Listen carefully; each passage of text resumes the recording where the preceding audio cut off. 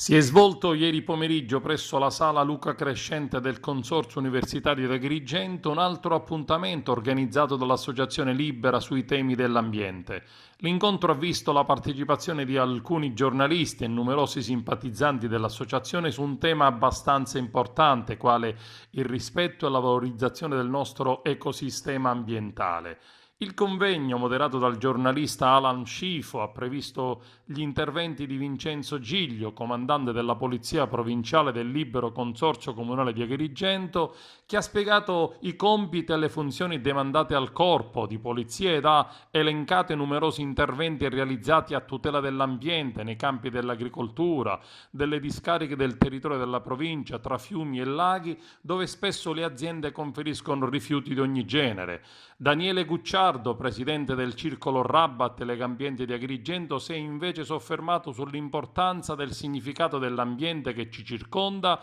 e soprattutto sulle lottizzazioni edilizie abusive denunciate in questi anni da Legambiente alla Scala dei Turchi e altrove. Ed infine i rappresentanti della delegazione FAI Giovani Agrigento, Federica Piparo, Giosuè Graci e Daniele Restivo, hanno invece ribadito il ruolo strategico del FAI in Italia, il Fondo Ambiente Italiano,